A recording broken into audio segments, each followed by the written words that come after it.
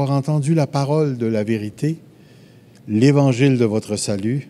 En lui, vous avez cru et vous avez été scellés du Saint-Esprit qui avait été promis, lequel est un gage de notre héritage pour la rédemption de ceux que Dieu s'est acquis à la louange de sa gloire. Très intéressant. Verset 11 en particulier, je l'ai mis ici, j'espère que vous puissiez bien le voir. Alors, Paul termine la section précédente en disant que Dieu rassemblera tout ce qui existe sous l'autorité et la gouvernance du Fils de Dieu. Et il enchaîne ici en introduisant une idée particulière, celle du lot. L-O-T, avoir un lot, quelque chose ici. Ou encore, celle de l'héritage, dans le texte qui suit. En lui, nous sommes devenus héritiers. Le verbe « kléroo » n'apparaît pas souvent dans le grec biblique. Toutefois, il est commun dans la littérature grecque et le verbe signifie « désigner par le sort » et dans son sens passif, il veut dire recevoir un lot ou être choisi comme lot. Très intéressant ici comme idée. C'est comme si Paul, comment je dirais ça? Il est en train de parler de quelque chose de tout à fait particulier, suivant une certaine compréhension de l'Ancien Testament. Si vous regardez ici, dans l'Ancien Testament, Israël reçoit de la part de Dieu un lot ou une portion. Dans d'autres versets, Israël est appelé le lot ou la portion de Dieu. Dans la période du Deuxième Temple, vous savez, lorsqu'on parle du Deuxième Temple, premier temple construit par Salomon, Deuxième Temple a été construit par ceux qui revenaient de Babylone, dans le temps d'Esdras et des autres. Dans la période du Deuxième Temple, quelques auteurs juifs parlent d'avoir un lot parmi le peuple de Dieu. Cette même pensée apparaît dans Actes 26, 18 et dans Colossiens 1, 12. Regardez, je mets les versets devant vous. « Afin que tu leur ouvres les yeux, qu'ils passent des ténèbres à la lumière de la puissance de Satan à Dieu, pour qu'ils reçoivent par la foi en moi le pardon des péchés et l'héritage. » Littéralement, le lot avec les sanctifiés, la portion avec les sanctifiés. Dans Colossiens 1,12, il dit « Rendez grâce au Père qui vous a rendu capable d'avoir part à l'héritage des saints dans la lumière. » Il y a comme cette idée, vous vous rappelez de la parole de Jésus qui dit « Je m'en vais vous préparer une place ». C'est comme si c'est votre lot, c'est votre portion que vous allez recevoir parmi les saints, un héritage qui est beaucoup plus grand que ça ici, mais c'est comme s'il y a deux idées ici, je vais les mettre devant vous, c'est comme s'il y avait deux idées ici. Lorsqu'on parle de recevoir un lot ou on parle d'être un lot, la question qu'on se pose, c'est le texte nous offre deux possibilités d'interprétation. Il nous est alloué, appointé ou distribué un lot, un héritage, ou nous sommes devenus le lot ou la portion de quelqu'un d'autre, selon le texte ici.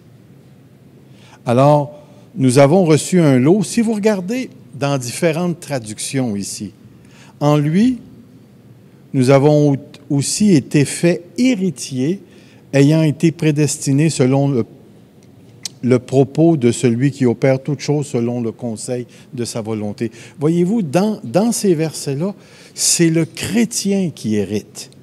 En lui, nous sommes devenus héritiers ayant été prédestinés. Mais il y a une autre interprétation qui change, pour ainsi dire, la pensée de place. Si vous regardez dans deux versions anciennes, puis je vais vous en donner d'autres tout à l'heure, en qui nous sommes faits son héritage, ayant été prédestinés. C'est nous qui devenons le lot, la portion. Dans une autre version, c'est marqué C'est aussi par le Christ que nous appartenons à Dieu, désignés à cela d'avance. L'idée d'appartenir à Dieu. Dans une autre version, il va dire « C'est en lui que nous avons été appelés par le sort, ayant été prédestinés. » Parce que vous vous rappelez que dans l'Ancien Testament, on attribuait des portions du pays, dans le temps de Josué, par le sort. Et vous vous rappelez l'élection des... le sort, ça veut dire qu'on tirait au dé, là. Puis c'était la chance, comme on pourrait dire, ici. Vous rappelez-vous de l'élection d'un disciple pour remplacer Judas? Ils avaient tiré au sort. Alors, on retrouve un peu cette idée-là, il dit. C'est en lui que nous avons été mis à part, désignés d'avance. Puis je vous donne deux versions un peu plus modernes. C'est aussi en Christ que nous avons été choisis pour lui appartenir. N'oubliez pas, tout ça, là, décrit le mot « klérao » ici. En lui, nous sommes devenus le domaine particulier de Dieu. Alors, vous avez comme deux pensées ici. Soit que nous, on reçoit l'héritage, on reçoit un lot, ou soit que nous sommes l'héritage de Dieu, que nous sommes la portion que Dieu s'est acquise ici. D'une manière ou d'une autre, dans le texte, on est béni. Soit que le texte nous oriente vers le fait que Dieu nous a donné un héritage, ou soit que le texte s'oriente de manière à ce que nous sommes devenus l'héritage que Dieu s'est acquis. Et d'ailleurs, on va retrouver dans d'autres versets, au moins dans un autre verset dans la lettre aux Éphésiens, où l'apôtre va relater cette même pensée, où on devient l'acquisition de Dieu. Dieu s'est acquis.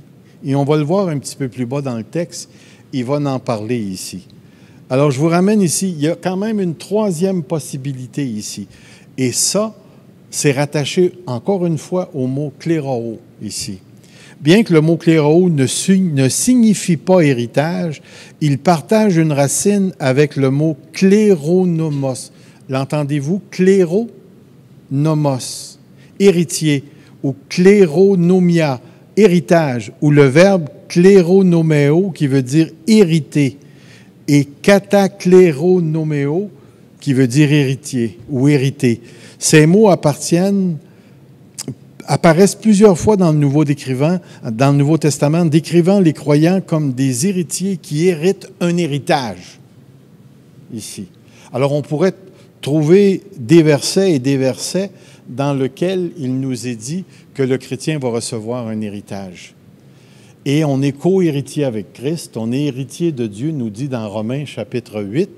Alors, c'est comme si dans la suite de la pensée du texte, l'apôtre termine en disant, écoutez, selon le plan de Dieu, tout ce qui existe dans les cieux et sur la terre va être réuni sur une seule gouvernance, un seul gouvernement, et tout ça va se faire en Jésus-Christ.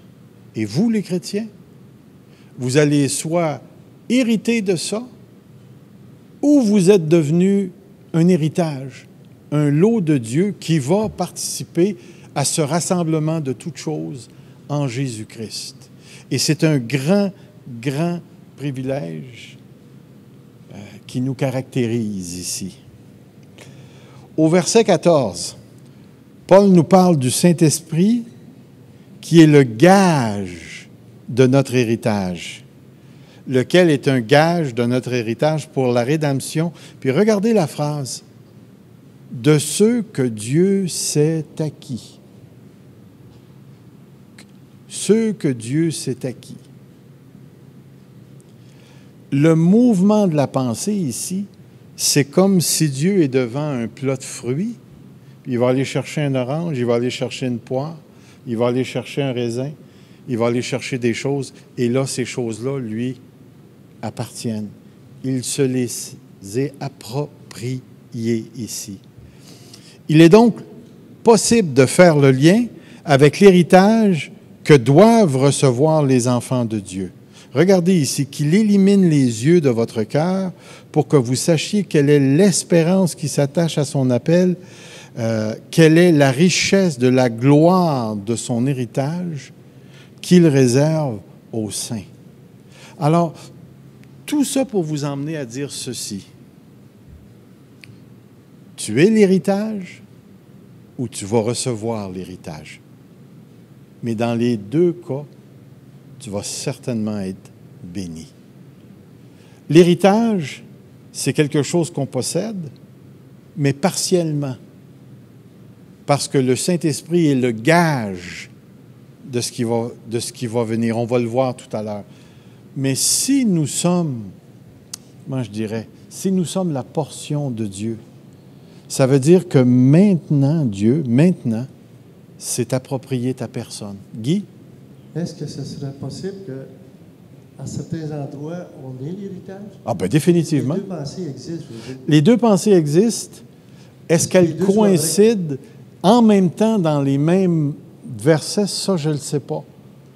Mais une chose, c'est que dans des textes clairs, on reçoit l'héritage, et dans d'autres textes clairs, nous sommes l'héritage. La grande différence, c'est le propriétaire. Dans un cas, c'est nous qui sommes les propriétaires. Dans l'autre cas, c'est Dieu.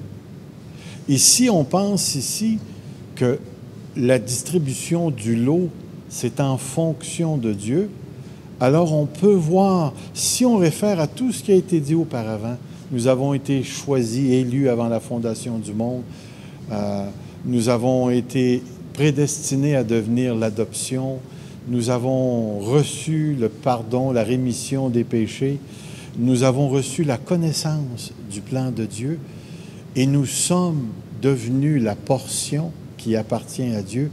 Alors vous pouvez vous imaginer que depuis bien avant la création, Dieu nous avait déjà à sa pensée. Puis pas seulement nous, les chrétiens de 2018, mais que tout au long de l'histoire de la création, aller jusqu'à l'Apocalypse, Dieu travaille à se faire un peuple, à se construire un peuple qui lui appartient. Je bâtirai mon Église, mais on a un texte que nous avons été régénéré dans Tite, je pense que c'est dans le chapitre Dieu, où c'est marqué que Jésus, par la régénération, cherche à se faire un peuple qui lui appartienne en propre et zélé pour les bonnes œuvres. Alors, quand tu regardes l'élan de la lettre aux Éphésiens, des deux, il a fait un seul homme, des Juifs et des païens, il a fait un seul homme. Et quand tu regardes dans Romains 10, tu vois que Dieu est allé, si je peux employer l'expression, il est allé piger partout dans les nations, dans toute langue, pour se bâtir une église, se bâtir une chahal, une assemblée, un peuple. Alors, ce qu'on se rend compte, c'est que l'Église de Dieu en 2018 et l'Église Fusion qui est ici présentement s'inscrit dans un mouvement où elle participe, dans un certain sens, à aller chercher ceux que Dieu s'est acquis. Vous rappelez-vous de la parole dans l'Évangile de Jean? J'ai d'autres brebis qui ne sont pas de cette bergerie. Celles-là aussi, il faut que je les assemble. Et comment est-ce qu'il le fait? Il le fait par la prédication de l'Évangile.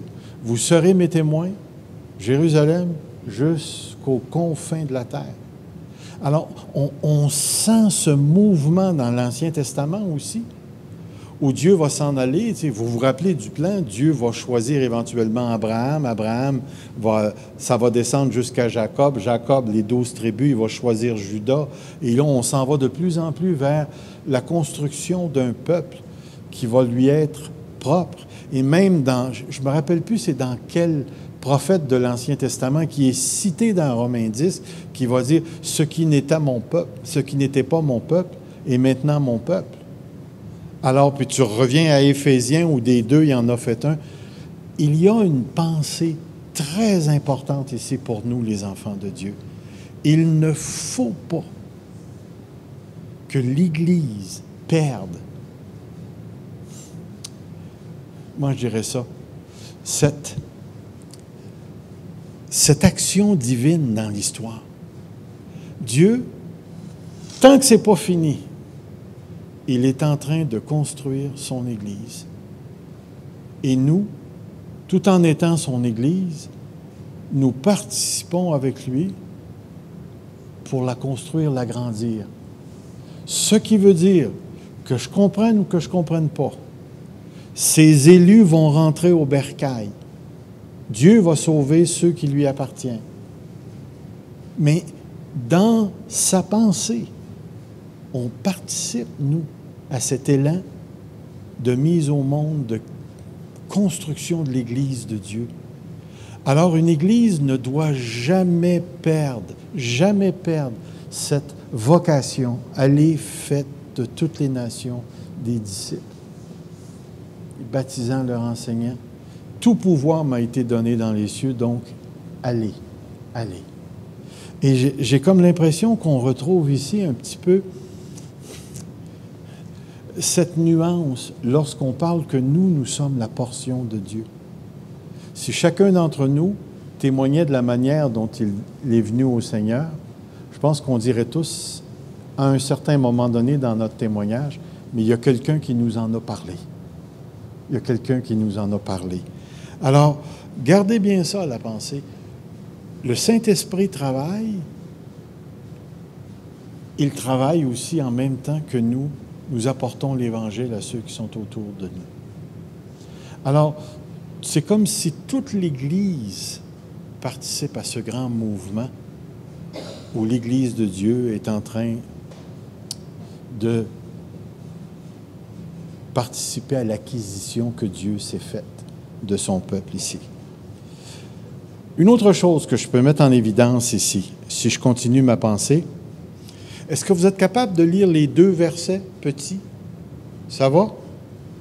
Je compare le verset 11 avec le verset 5, parce que si vous prenez le temps de lire les versets, vous allez voir que les idées reviennent encore ici. Au verset 11, c'est marqué « En lui, nous sommes aussi devenus héritiers, ayant été prédestinés, suivant la résolution, le plan, le but, ici c'est ce que ça veut dire, de celui qui opère toutes choses d'après le conseil de sa volonté. » Et dans l'autre, « Nous ayant prédestinés dans son amour à être ses enfants d'adoption par Jésus, selon le bon plaisir de sa volonté ici. » De sa volonté. Ce qui est intéressant, c'est que les mots utilisés par l'apôtre, résolution, opération, conseil, volonté, indiquent que les croyants sont privilégiés. Privilégiés, car l'action de Dieu les précède, démontrant ainsi leur participation au salut de Dieu, démontrant ainsi que leur participation au salut de Dieu ne dépend pas de leurs propres accomplissements. Quand vous lisez le genre de mot qui est utilisé dans le texte, vous savez que avec Dieu, il n'y a pas d'accident. Avec Dieu, il n'y a pas de hasard. Qu'une personne soit venue au monde par un viol, par une prostituée, par un père qui a abandonné, ou peu importe, tu sais, peu importe les circonstances les plus pires qu'on pourrait. Si cet enfant-là a été choisi de toute éternité par Dieu, cet enfant-là va entrer dans le plan de Dieu. Et Dieu a déjà planifié s'en aller vers ça, pour aller chercher l'enfant. Et là, je peux déjà entendre mes amis qu'on appelle arméniens qui me disent « Si tout est préarrangé d'avance, pourquoi est-ce qu'on évangéliserait? Pourquoi est-ce qu'on irait les chercher?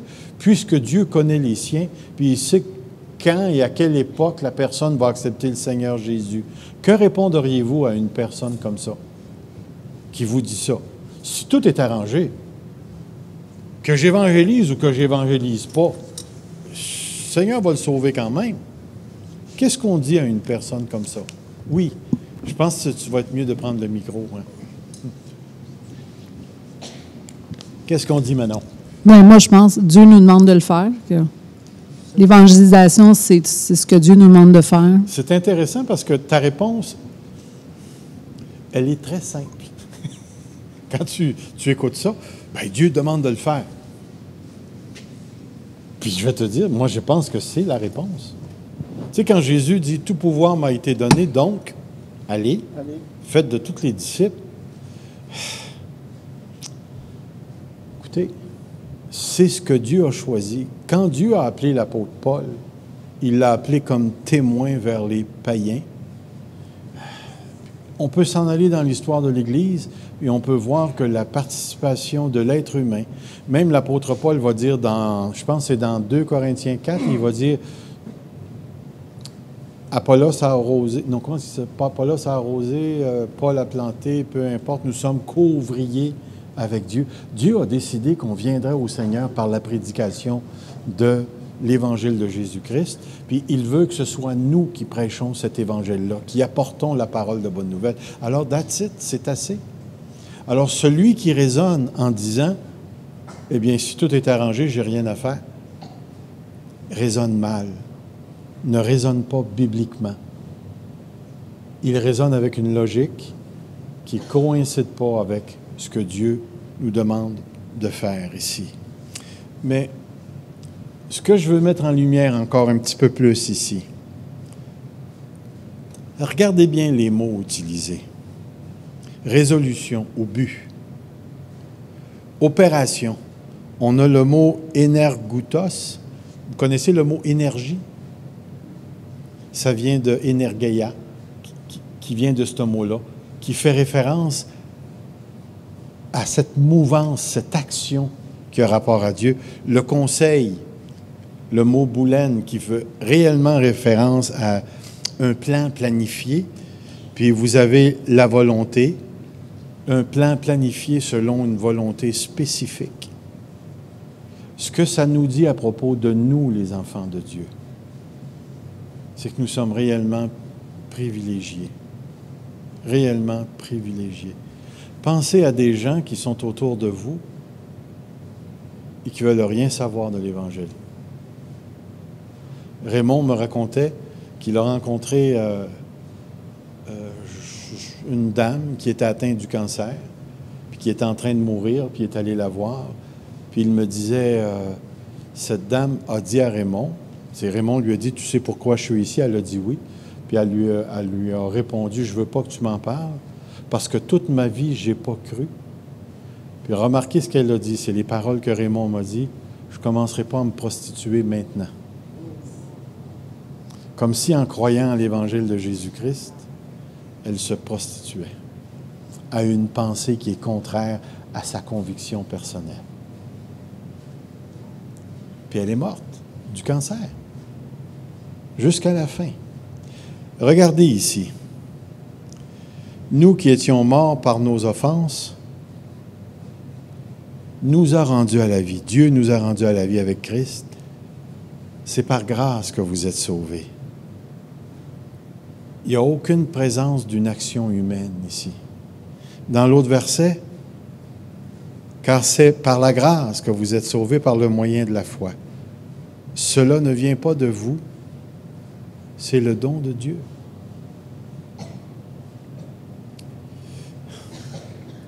Dieu a minutieusement planifié de faire de son peuple ses héritiers avant qu'ils aient fait d'eux des héritiers historiques. Comprenez-vous le sens de cette phrase? Avant que ça se passe dans la réalité, j'ai accepté le Seigneur à 19 ans en 1976. C'était déjà planifié avant la fondation du monde, ici. Le plan avant la réalisation. Ils ne sont donc pas définis par le hasard, ils ne sont certainement pas définis par leurs accomplissements. J'aurais dû avoir un S ici. La grâce de Dieu est la seule cause de leur condition d'héritier, selon le texte. C'est Dieu qui a choisi de nous sauver. C'est Dieu qui a choisi de nous sauver. Est-ce que ça veut dire qu'on perd notre responsabilité de répondre à l'Évangile? La réponse, c'est non. Beaucoup d'appelés, peu d'élus. Mais tout le monde a la responsabilité de répondre à l'Évangile. Tout le monde a la responsabilité. Un petit peu. Un petit peu. C'est quoi la différence entre appelé et élu? Bien, appeler, ça se fait par téléphone.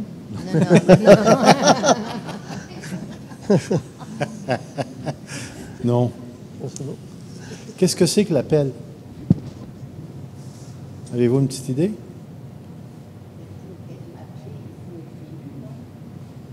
L'appel, c'est l'offre du salut. Il y a beaucoup d'appelés, c'est-à-dire qu'on appelle les gens à répondre au salut. Aujourd'hui, c'est le jour du salut. Répondez à cet appel-là. Mais quand on parle de élus, on parle de quoi? Ceux qui ont accepté. Ceux qui ont accepté sont élus. C'est vrai que ça parle d'accepter le Seigneur. Mais qu'est-ce que le mot élu veut dire? Quelqu'un a décidé pour nous. Quand on parle d'élection, on parle d'élire. On parle de choisir. C'est qui fait le choix? Beaucoup d'appelés, prédication de l'Évangile, je vous invite tous à répondre au salut.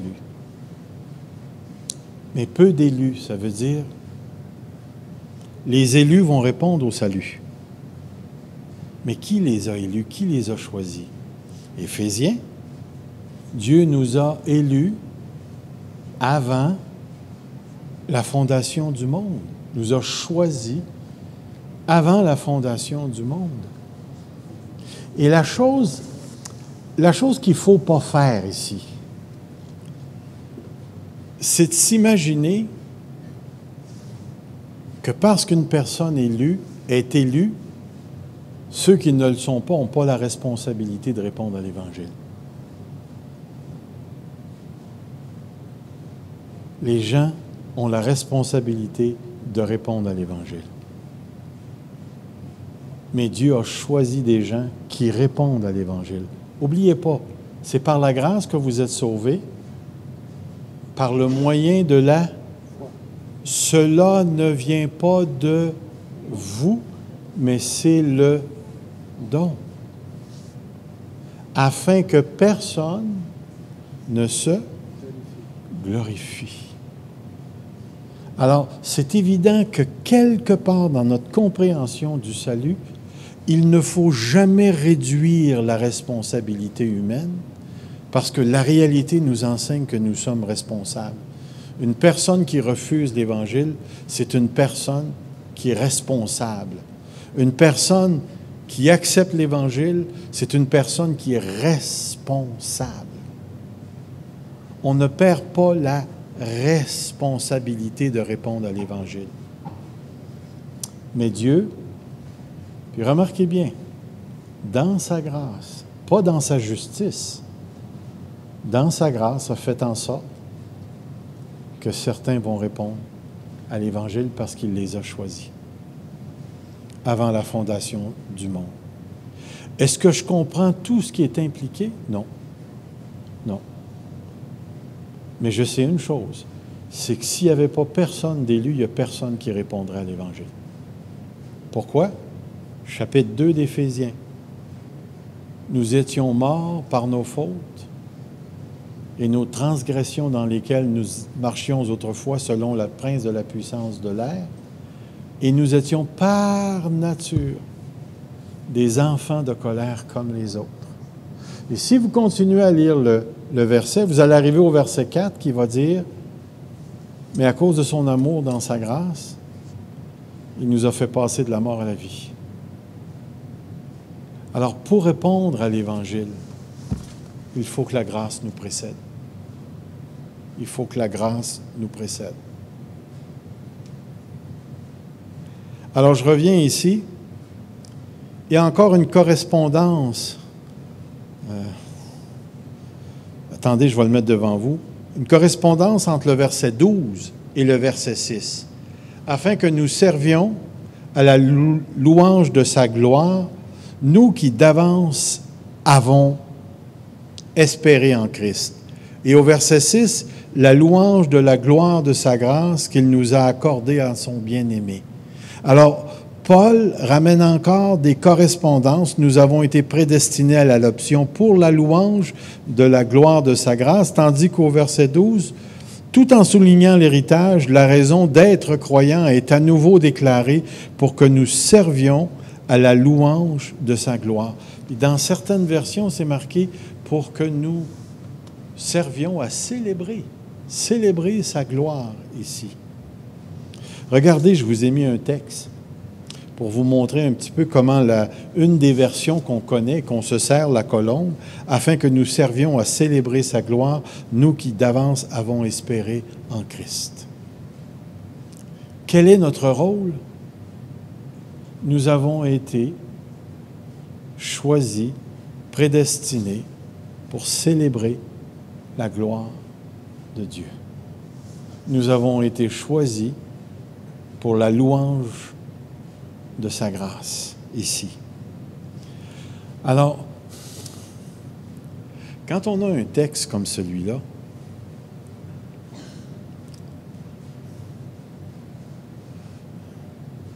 nous sommes placés devant ce que je pourrais appeler une grande définition existentielle. Dis-moi, pourquoi est-ce que tu existes?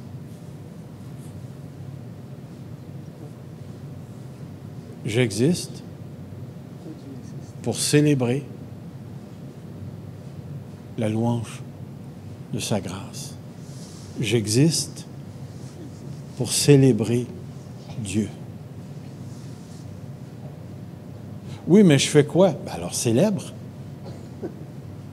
Comment est-ce qu'on célèbre?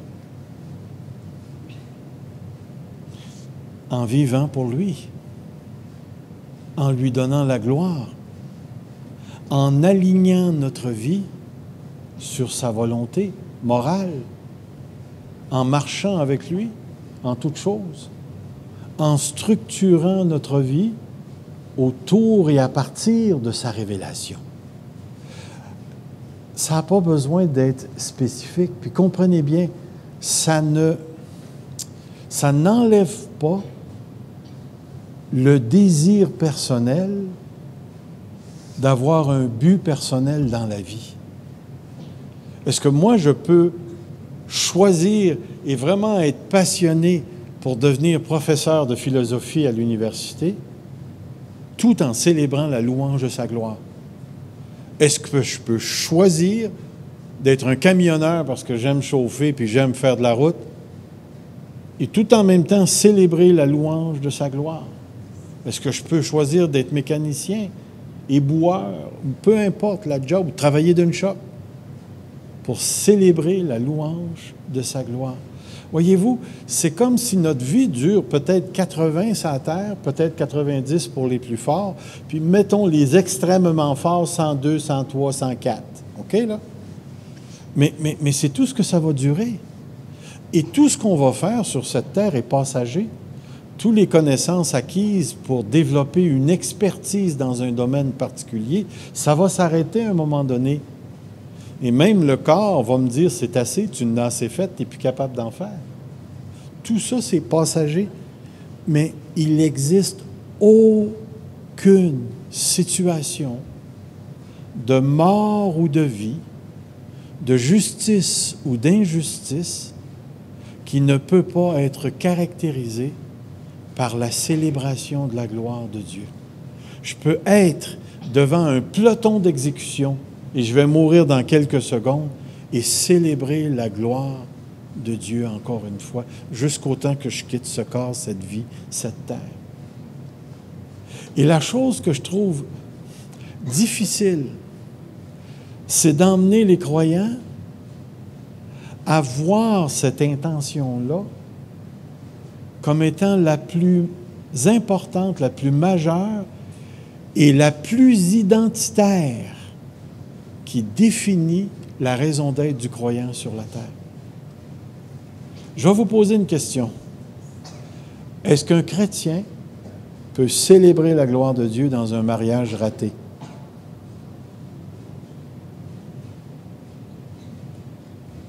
Est-ce qu'un chrétien peut célébrer la gloire de Dieu dans une grosse perte financière? Est-ce qu'un chrétien peut célébrer la gloire de Dieu dans des circonstances qui sont complètement à son désavantage? Vous répondez quoi à ça? Oui, non? Est-ce qu'un enfant de Dieu peut glorifier Dieu lorsqu'il perd un enfant par la drogue? Là, je ne suis pas en train de minimiser la souffrance et de minimiser tous les troubles et tous les combats intérieurs que des situations peuvent, d'une manière déchirante, nous placer dans des circonstances qui sont extrêmement troublantes et déstabilisantes. Oui, Guy. Qu'on soit en haut de la montagne ou dans la vallée, Dieu ne change pas. Dieu ne change pas. Puis notre relation avec lui ne devrait pas changer. Notre relation ne devrait pas changer. Ça peut être plus difficile, je ne dis pas que c'est facile, là. Mais c'est pas parce que ça va bien ou ça va mal qu'on célèbre. Sais-tu pourquoi que notre relation avec Dieu,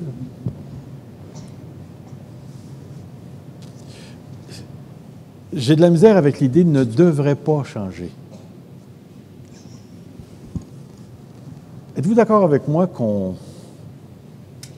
s'en va comme ça dans la vie? On a des hauts, des bas. Comme Guy dit, on est sur la montagne, en bas de la montagne, au milieu de la montagne. On déboule du haut jusqu'en bas, des choses comme ça. Ça nous arrive. Mais dites-moi, quand on parle de la relation avec Dieu, il y a deux manières de concevoir la relation, puis les deux sont corrects. Moi, j'ai une relation avec Evelyne. Dans cette relation-là, je fais tout un paquet de choses avec Evelyne. Mais est-ce que c'est ce paquet de choses-là que je fais qui détermine la présence d'une relation? Comprenez le mot que je veux dire, qui détermine l'existence d'une relation. Vous comprenez mal ma question, hein?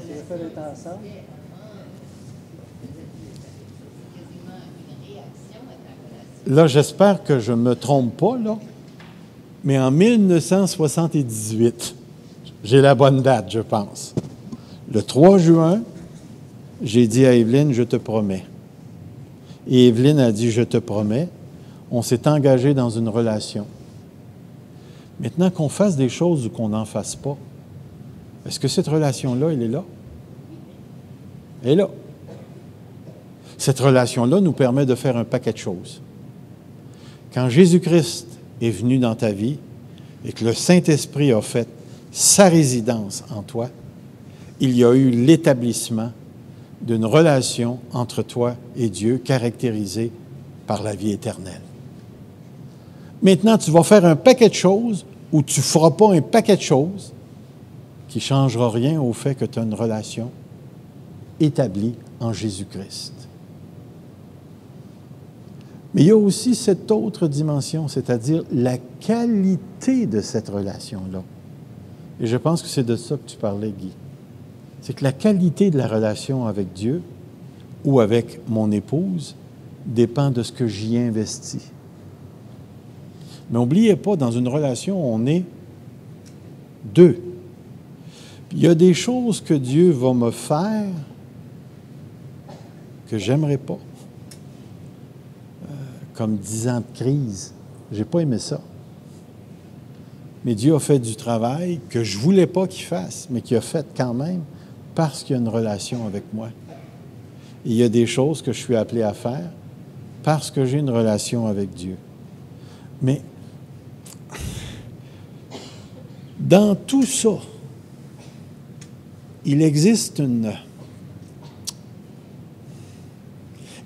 un fondement. Et le fondement, c'est que tu as été prédestiné. Est-ce que le texte dit ça un petit peu plus haut? Prédestiné, selon le bon conseil de sa volonté, blablabla, de celui qui opère toutes choses. Et quel est le but de cette prédestination-là? C'est que toi et moi, on célèbre Dieu. Et ça, c'est la relation. C'est la relation basée sur une action que Dieu a faite dans ta vie et dans la mienne, où Dieu a choisi et prédestiné dans le sens de « il m'a orienté dans la direction de la célébration de sa gloire ». Alors, c'est vraiment, vraiment une bénédiction. Puis ce qui est intéressant, c'est que, comprenez bien, là, à Éphèse, la ville était caractérisée par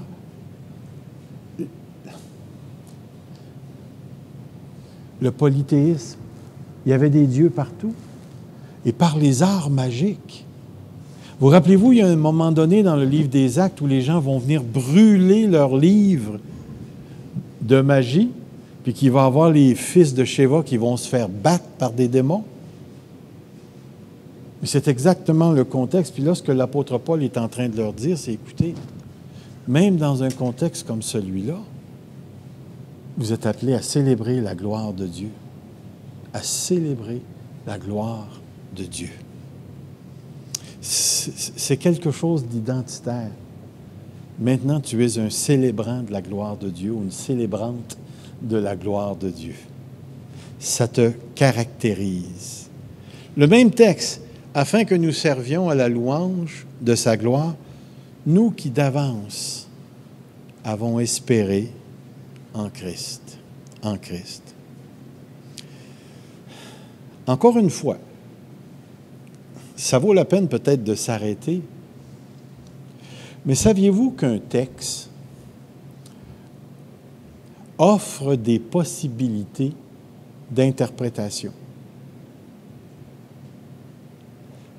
Tu ne peux pas interpréter un texte de 1001 manières. Tu ne peux pas. Mais quand tu vas écrire, tu peux être compris comme ça ou tu peux être compris comme ça.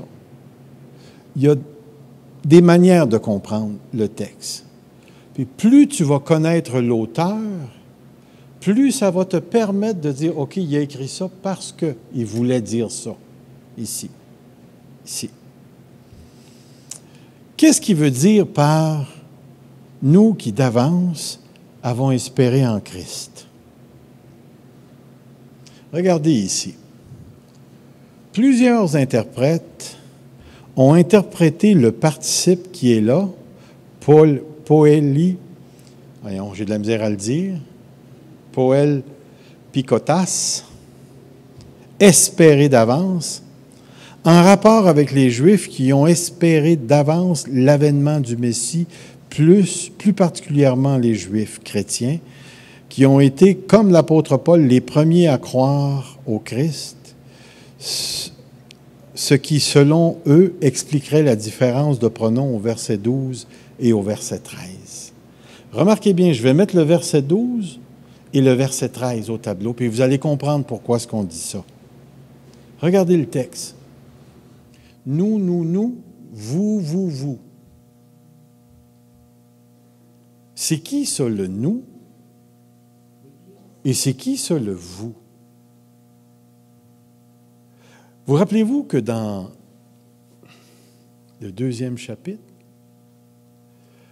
l'apôtre va parler des païens en disant « Vous étiez sans Dieu dans ce monde, sans espérance, vous n'aviez rien, mais qu'à un certain moment donné, vous avez rencontré Dieu, et Dieu a pris les deux, les Juifs, et l'apôtre Paul pourrait phraser comme ceci, « Il a pris nous, les Juifs, et il a pris vous, les païens, puis il en a fait un seul homme. De sorte que maintenant, vous participez à l'espérance d'Israël. Et ensemble, Juifs et païens, nous sommes devenus une habitation de Dieu en esprit. » Il y a une certaine justification, comme on parle ici. Le passage 2, et là, je vous donne la référence, 2:11 à 3:13, qui parle de l'unité des Juifs et des païens, comme je viens de vous l'écrire, un élément important du mystère de Dieu. Puis vous vous rappelez qu'il a parlé du mystère avant, de réunir toutes choses dans les cieux et sur la terre. Et là, Paul nous donne un autre morceau du mystère. C'est que le salut n'est pas juste pour les Juifs. Le salut est aussi pour les païens.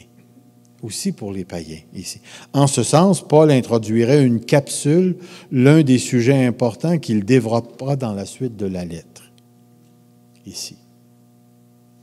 Donc, il y aurait une justification pour interpréter cru d'avance, nous qui avons cru, qui avons espéré d'avance, comme étant les Juifs, puis ensuite, vous, les païens, vous vous êtes ajoutés.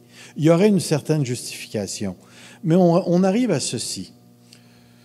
Toutefois, Paul a déjà utilisé 10 fois le pronom « nous » pour décrire tous les croyants, peu importe. Là, j'ai essayé de tout mettre le texte dans une diapo. Ça veut dire que c'est écrit petit, petit. Alors, portez vos yeux sur les taches oranges.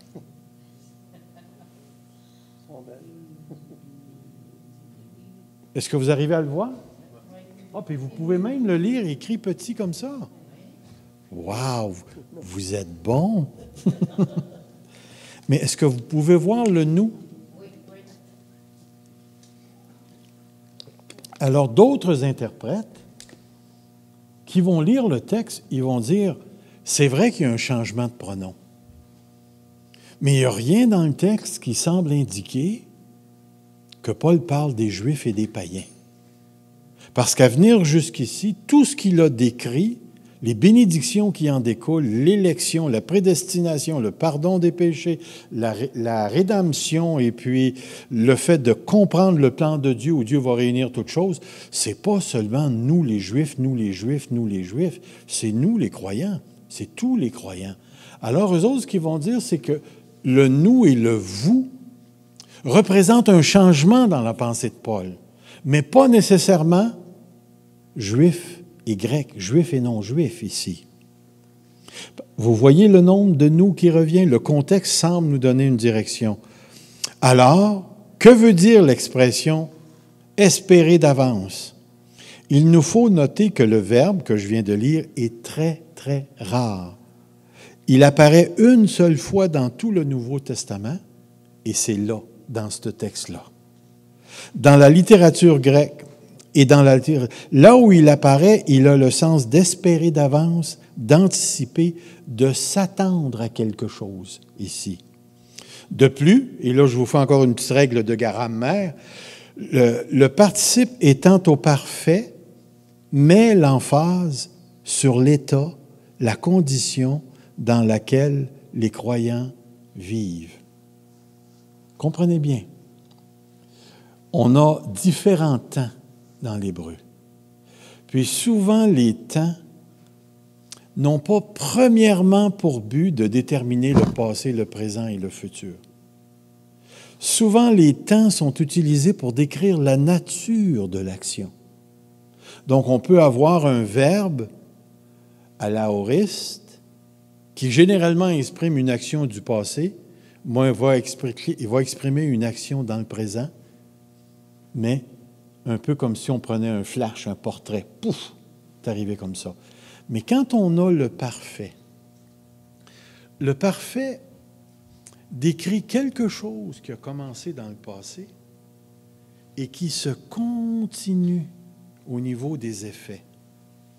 La plus belle exemple que je pourrais vous donner, que je pourrais vous démontrer si j'avais un volontaire ce soir, c'est de vous donner une bonne claque sur la joue. Avons-nous un volontaire? Ou une volonteuse?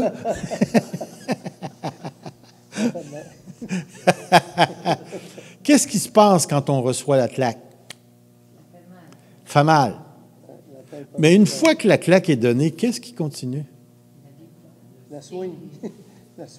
C'est rouge, ça fait encore mal. Alors,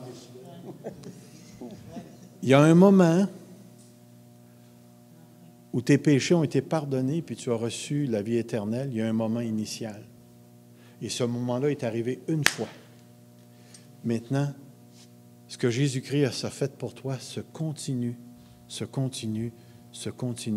et va se continuer jusque dans l'éternité. Et ce que Paul est en train de dire ici, c'est un peu ça. Il est en train de dire que nous, les chrétiens, nous avons cru d'avance. Maintenant, si on a cru d'avance, il faut qu'il se soit passé quelque chose dans le passé. Guy, as-tu quelque chose à partager? Non? OK. Je passe à tête. OK, ça va ici. Ce qui semble être dit ici, c'est ceci. La condition dans laquelle les croyants vivent. Ainsi, la forme et le temps du verbe réfèrent à l'attente, à l'expectative de tous les croyants en vue de la réunion de tout ce qui est dans les cieux et sur la terre sous la gouvernance du Christ. C'est comme si il faut comprendre cette expression-là à la lumière de ce que l'apôtre Paul vient de dire. Parce que l'apôtre Paul a dit quelque chose qu'éventuellement, à un moment donné dans l'histoire, Dieu va intervenir quand les temps seront accomplis, où il va réunir tout sous un seul chef, une seule tête, une seule gouvernance, une seule autorité, qui est la personne de Jésus-Christ. Mais quand ça va arriver, ça? Dans le futur. Et qu'est-ce qu'on fait, nous? Nous, on espère d'avance que ça va arriver. Alors, il n'est pas en train de parler que les Juifs ont cru d'avance en attendant le Messie. Il est en train de parler de la condition dans laquelle les croyants se trouvent. C'est que présentement, notre vie, c'est une vie qui est par la foi et qui regarde vers le futur, et Jésus va accomplir quelque chose dans le futur. C'est-à-dire, le Père va réunir toutes choses en Jésus-Christ. Et on sait parfaitement que ça fait référence à la fin du monde. Le temps où Jésus-Christ va revenir, et là, il va prendre possession de tout ici. Alors, c'est important. Regardez ici. Vous savez ce que c'est qu'un préfixe? C'est un mot qu'on met avant un autre mot. Alors, si j'écris et je réécris, le ré est un préfixe. Puis vous savez ce que c'est qu'un suffixe aussi? OK. Lui, ce qu'il veut dire ici, c'est le préfixe ne réfère pas au passé, mais au présent, qui est avant la consommation de toute chose, ce qui souligne que présentement, la vie des croyants est une vie d'espérance. C'est une autre clé de la vie chrétienne. C'est une autre clé de la vie chrétienne. Pourquoi est-ce que c'est une clé de la vie chrétienne? Surtout pour nous qui vivons dans les temps modernes et postmodernes, ça a l'air. Pourquoi est-ce que c'est important pour nous? Quelle est la conception du bonheur de la plupart des gens? C'est dans l'ici et le maintenant. Les gens travaillent, se prennent des assurances, ont un fonds de pension pour que, rendus à un moment donné dans leur vie, ils puissent faire tout ce qu'ils veulent, plus avoir de soucis financiers. Les gens pensent continuellement un bonheur terrestre ici. Une jeune femme, à un moment donné, est venue me voir, puis elle me dit, écoute, là, moi, là, ton affaire de religion et tout ça, là, moi, faut que je sois heureuse, il faut que je réussisse ma vie. Oui. Mais ce qu'elle voulait me dire, c'est que le petit 70 ans, 80 que je passe sur la terre, c'est ça qui est le plus important. Imaginez-vous ce qui se passe quand un croyant vous dit, ben moi, je l'attends pas, le retour du Seigneur. Moi, ce que je veux, c'est vivre maintenant. Qu'est-ce que ça nous dit à propos de la qualité de la foi? qu'on le veuille pas, on a reçu quelque chose qui s'appelle un gage. On va en parler un petit peu plus loin. Le gage. Et on comprend que le gage, c'est un acompte. Et quand tu donnes un acompte, qu'est-ce que le gars espère, lui? Tu donnes le reste. Tu donnes le reste. Qu'éventuellement, tu vas donner Le reste. le tout, le reste. C'est exactement l'idée ici. Le chrétien vit en sachant que tout lui appartient. J'ai acheté la maison et je peux rentrer dedans, mais j'ai seulement payé 25 % de la maison. Les prêteurs s'attendent que dans le 20 ans du contrat, j'ai complètement remboursé ma maison. Vous voyez l'idée? La vie chrétienne est toujours une vie tournée vers le futur. Nous qui avons cru, qui avons espéré d'avance. Il y a une chose pour laquelle on espère et qu'on doit toujours espérer, c'est que ce qui est maintenant sera transformé dans le futur. Celui qui a commencé en vous cette bonne œuvre la rendra parfaite, complète, pour le jour du Seigneur. Donc, il y a un jour où le Seigneur Jésus va revenir et à partir de ce moment-là, il va y avoir des changements. L'apôtre Paul va aller jusqu'à dire dans Romains 8, la création tout entière souffre les douleurs de l'enfantement et elle attend la révélation des fils de Dieu pour participer à cette gloire-là. Alors, toute la création s'attend à un moment donné à être réunie sous la tutelle, la gouvernance de Jésus-Christ. Puis quand tu descends dans le texte, l'apôtre Paul, il va dire, c'est pas juste la création, c'est nous. C'est nous qui soupirons et attendons avec espérance la résurrection de nos corps.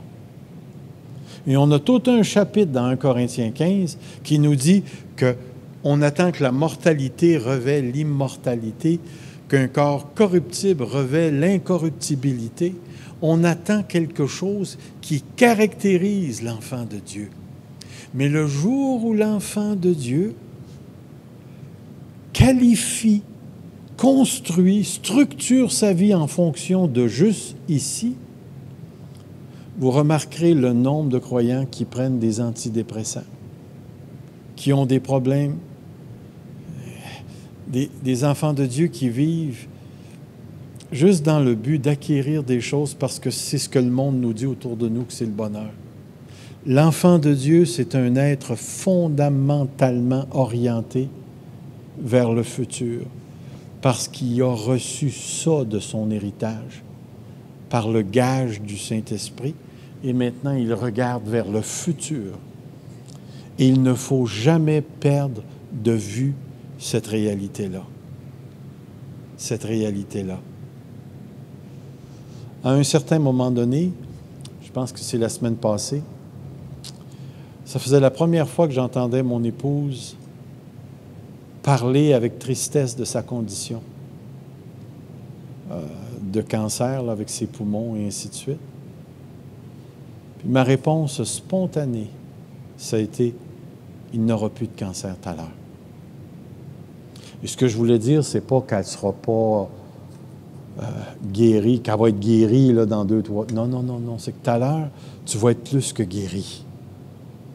Tu vas avoir un beau corneux qui reflète la résurrection, la présence de Dieu, la plénitude de la bénédiction de Dieu, où la corruptibilité, la mortalité n'en feront même plus partie. Et c'est ce que moi j'attends pour moi. Et je vis pour ça ici. Alors, frères et sœurs, le verset 11 et 12, ce sont des versets qui sont tellement importants et concluants. L'apôtre Paul s'en va, il décrit, il dit « Oublie pas, tu existes pour célébrer la gloire de Dieu, tu as même été prédestiné pour célébrer la gloire de Dieu. Et avec toute la bénédiction, Dieu t'a donné une espérance en te disant qu'à un certain moment donné, dans le futur, tu vas te retrouver en présence de toute la création, de tout le monde visible et invisible, où tout va être centré et gouverné par Jésus-Christ. On va retourner à la monarchie, le roi des rois, le Seigneur des seigneurs. Et toute la création va s'aligner sur la célébration de Dieu, de sa grâce, selon le plan qu'il nous a donné. À ce point-ci, même si je ne l'ai pas marqué, il y a un texte par excellence dans Romains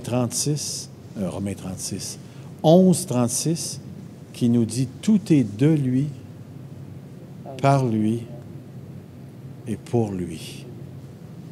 Et c'est dans ce contexte-là que le chrétien trouve non seulement son identité, mais l'orientation de toute sa vie. Permettez-moi juste une petite parenthèse pastorale ici.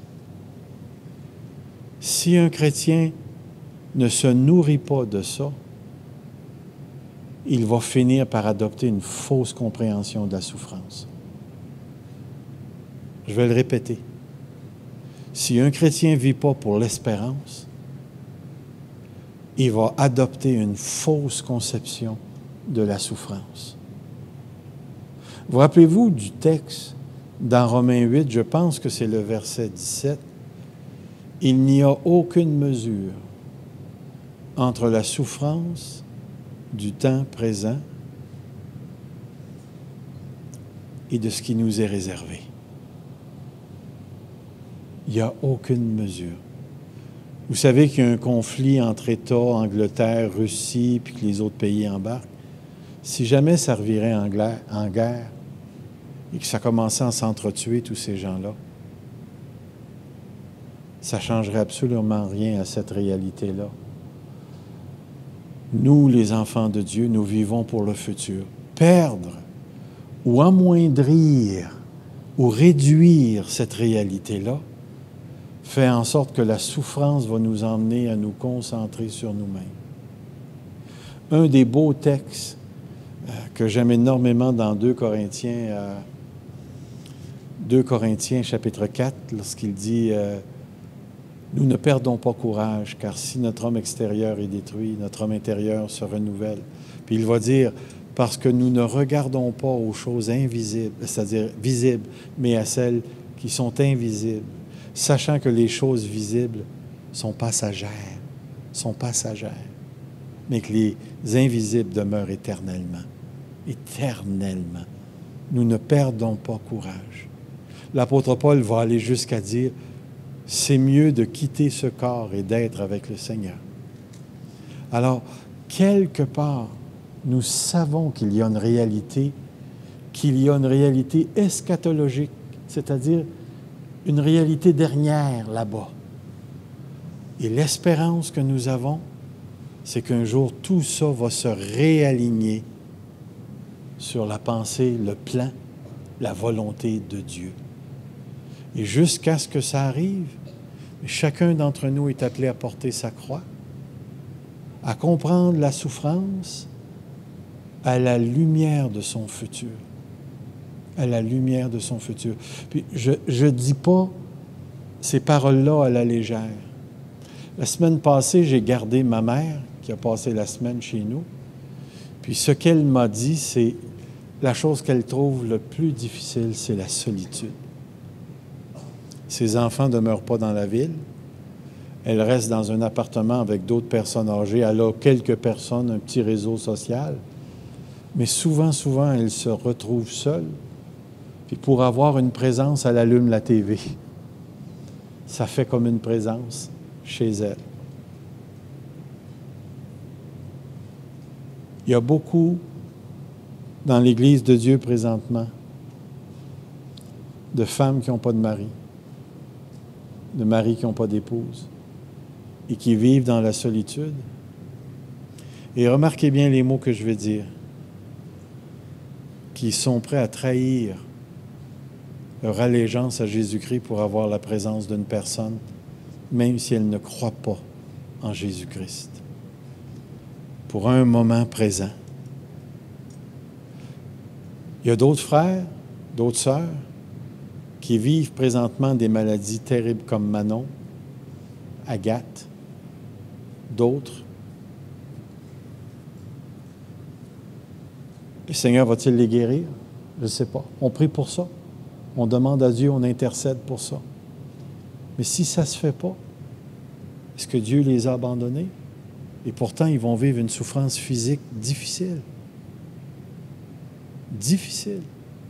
C'est pour ça que je vous dis, si on perd l'espérance, ou si l'espérance ne tient pas une grosse place dans la vie du croyant, on va finir avec une fausse conception de la souffrance.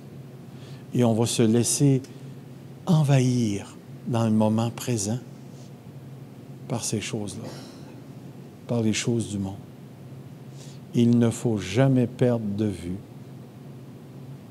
dans la bénédiction d'Éphèse, que nous avons une vision particulière du futur qui nous a été donnée par Dieu, dans laquelle il va réunir tout sous la gouvernance de Jésus-Christ.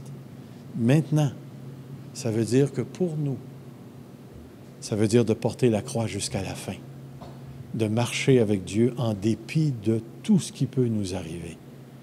Puis là, je vous en parle, là, puis dans ma tête, ça me dit, fais attention, tu vas peut-être manger une claque demain. Puis là, je me dis, Seigneur, s'il y en a une, s'il vous plaît, donne-la pas trop forte. Je commence à être vieux.